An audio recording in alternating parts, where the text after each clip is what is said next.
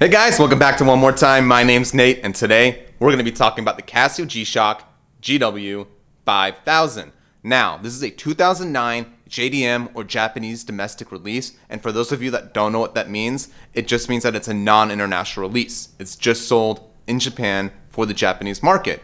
So, how did I get a hold of mine here in the United States back in 2012? Well, I had to go through something called a Japanese reseller. So someone in Japan who resells it to the international market. And I know that sounds scary, but there's a handful of very reputable ones online. And fortunately for you guys, due to the popularity of this model, you don't have to worry about that. You can easily find it on Amazon, eBay, and a multitude of other sites. So since 2012, that's 7 years of use. It's one of my most worn G-Shocks. It's one of my favorite G-Shocks. Let's find out why I like it so much and how it's held up. Let's dive into it. All right, there she is, the Casio G-Shock GW-5000. But wait, it does look a little minty for a 7-year-old watch, doesn't it? Well, I did change out the resin on this watch a few months ago, and for good reason. But to be fair to you guys, I'm going to put the old resin back on. But hold on, before I do that, I think you guys are going to want to see the watch without the resin. Let's do it. And here we are, showroom ready, the Casio GW-5000 without the resin on it. Now, as you can see, it has a very black case all throughout, and this case coloring comes from the DLC or diamond-like carbon coating that goes over the case. This case coating is supposed to be very scratch resistant. It's very high on the Mohs scale. It should be very similar to diamond. Now, it's not impervious to damage. If you look very, very closely to the back here, you could see that there's a few dents into the case back. Now, there's no point in the case back where the coating has been completely removed, but I would imagine these dents came from when the clasp hit the case back, when I dropped the watch at one point or another, and yeah, it's a G-Shock, I'm going to drop it. But it didn't damage the coating, it just dented the case, and the coating kind of just went with it. And another thing you guys will notice at first sight here is that there is laser etched writing on the back. Yeah, it's not engraved, which I kind of like, because it sits smoothly on the wrist. And for a watch that's 7 years old, I really think that this coating's held up well. Look, there's no fading on it. It's beautiful. So, now to the case front here. If you look at the front, my particular model here has fading on the bezel. And this is actually a factory defect with this watch. I looked at the bezel the day I got it because I did read up on it a little bit.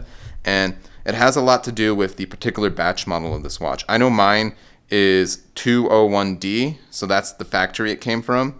And that particular factory, I think, just had a bad batch. But that doesn't bother me too much. It's under the resin, and I don't see it, and it doesn't affect the functionality of the watch. It has held up well. One of the major complaints that most people have with this particular piece is the small buttons. I personally have no issue with them, but they did fix the issue on the newer full metal squares. They made the buttons a lot larger and a lot easier to press.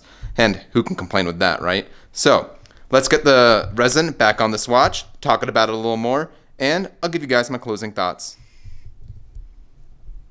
Alright, so here we have the GW-5000 with the original resin on it. And the first thing you're going to notice is that it has this glossy, shiny appearance to it. Now this is something that I like to call sweating, and it happens when resin begins to rot. And the first signs of rot on this particular watch you can see are on the strap. So the strap's beginning to crack. It has a lot of very fine scratches, and if you were to bend the strap, they're actually pretty deep.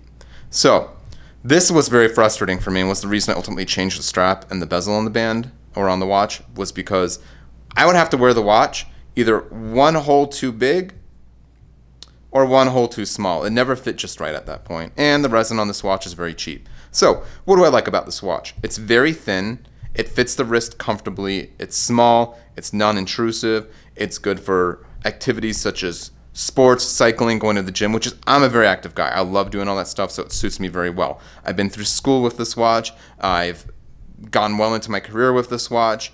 I've been halfway around the world with this watch, and it is such a low-key piece. I don't have to worry about it being stolen or attracting attention.